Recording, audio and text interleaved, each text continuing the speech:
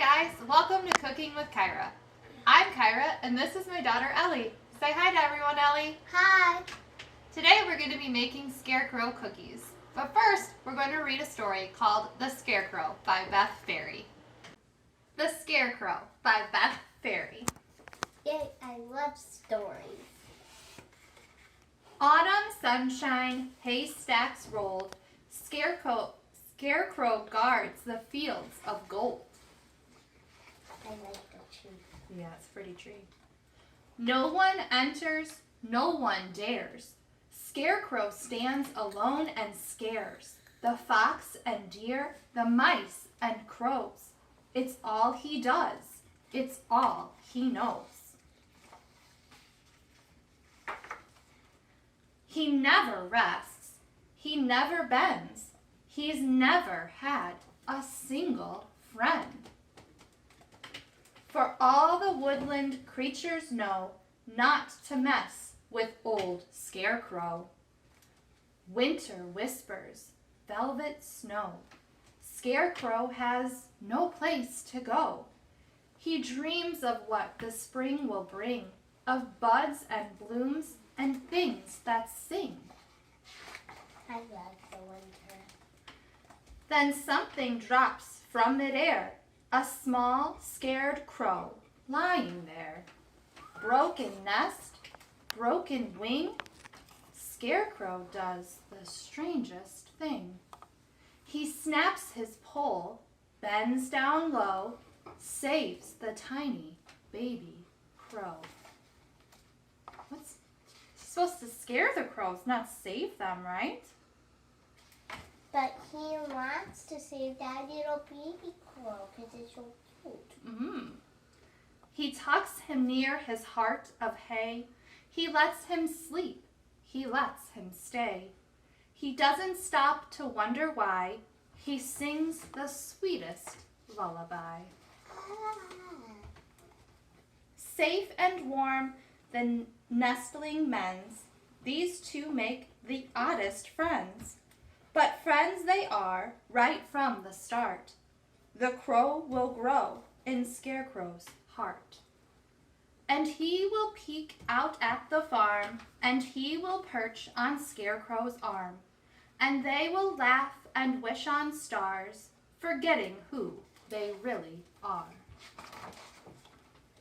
For crows are birds, and birds must fly. The fledgling spreads his wings to try. He dips, then soars, and caws out loud. Scarecrow cheers, pleased and proud. But as he watches, Scarecrow knows that he must stay and Crow must go. Summer sunshine. Look, there he goes. Here, make a barn. Autumn chill. Snowflakes make it colder still. No one visits, no one cares. Scarecrow sags alone and stares. Broken heart, broken pole, nothing fills the empty hole. Then something drops from midair, a large black crow standing there. Scarecrow's arms are open wide. Crow spreads his wings and swoops inside. His friend is back. Yay. Joyful hearts brimming whole, a friend will mend a broken pole. And he will spruce up matted hay, and he will say, I'm here to stay. Winter's over, springtime's due. Is there enough room for two? I brought another friend. Flowers blooming, fields of green, 5 small eggs are tucked unseen.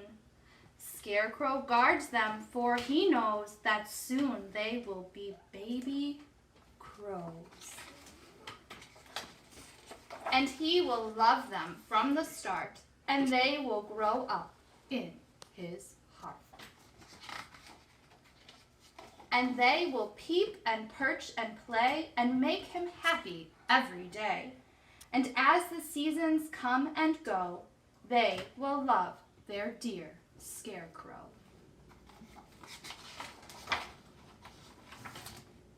Oh, and now all the little woodland creatures are there. They're not afraid of him anymore. Cute. That's nice, I like right? the picture. Yeah, that was a nice story about friendship, right? Yeah. All right, guys, now that we've finished with our story, we're going to start on our Scarecrow cookies. These cookies are also sometimes called haystack cookies because in the end they look like little haystacks. First, we'll go over the ingredients. You should have received a bag from the New Lenox Public Library. You should have in your bag a baggie of chow mein noodles, a baggie of candy corn, Which I'm going to keep later. and a baggie of white chocolate chips mixed with butterscotch chips. I like having so much. For your supplies for this, it's pretty simple. You'll need a microwave-safe bowl, a spoon, and parchment paper. If you don't have parchment paper, you can just use a baking sheet. You can use tin foil. Anything that we're just gonna have to put our cookies on them to cool. So those are your supplies and your ingredients, and then we'll get started making our cookies. Now that we have our ingredients and our supplies ready, we'll get started making our Scarecrow cookies. All right, Ellie, so I'm gonna have you put our white chocolate chips and butterscotch chips in our microwave-safe bowl.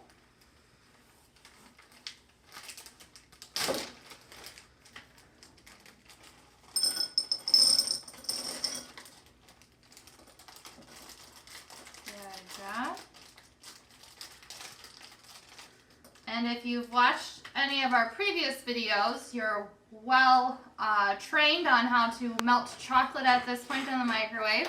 If not, we're going to put this bowl in the microwave for 30 seconds. Take it out, stir it really well, put it back in the microwave for 20 seconds. Take it out, stir it really well, put it back in the microwave for 10 seconds. Take it out, stir it really well, and then you should have your chocolate and butterscotch nice and melted all together.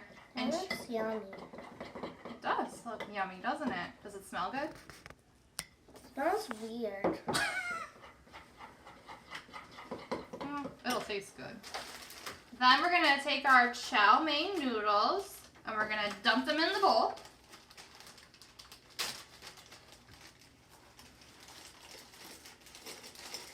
Are you excited for Thanksgiving, Ellie? Yeah, I'm so excited. And my dad's birthday. It is Dad's birthday this month. Now we're going to take and we're going to stir in our chow mein noodles and make sure we get chocolate on all of our chow mein noodles. Stir it up really good. What are you thankful for this year, Ellie? I'm thankful for veterans. For veterans, that's nice. What else are you thankful for? I'm thankful for our house. For our house, that's nice. And I'm thankful for my mom for having me. Your mommy for having you. All right. Well, I'm thankful for my family. Me too. And for books. Me too. And for pizza. Alright, now we've got all that covered in chocolate and butterscotch. Let's put our candy corn in there too. Mommy likes pizza. I like sushi. Are you thankful for sushi then? Yeah. Yeah. I was going to eat these though. Well, you can eat them once they're in there. No, I meant just by themselves. Yeah, maybe later. Alright. Now stir that in. Are they dry? Are they dry like chow mein noodles? Yeah, the chow mein noodles are dry. Yeah. Can we cook some ramen noodles? Once we get that all nice and stirred up, We're going to take our parchment paper or our aluminum foil or our baking sheets, and we're going to scoop out about half of our mixture here onto the plate or onto the paper, and just like a little stack. Like a haystack. Right. It doesn't have to be perfect. Is that my cookie? Sure. No, I want that one for my cookie. Okay. And then we'll do one more. Should have enough to make about 2. 2 or 3. Depending on how big you make them. Yeah. Once we have them spooned out, we're going to put them in the freezer for 5 minutes and let them set up to harden, and then we'll come back and give them a taste. So it's been about 5 minutes since we put our cookies in the freezer, and it looks like they've hardened up pretty well. And now we're going to have our taste test. You ready? Yeah. Cheers.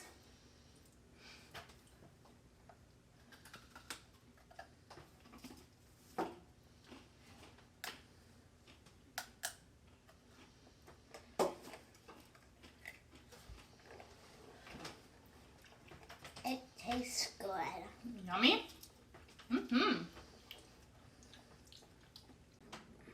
Alright guys, well, I hope you enjoyed making haystack cookies with us today, and I hope that you have a very happy Thanksgiving with your families. And we'll see you next time on Cooking with Kyra. Say bye! Bye, subscribe!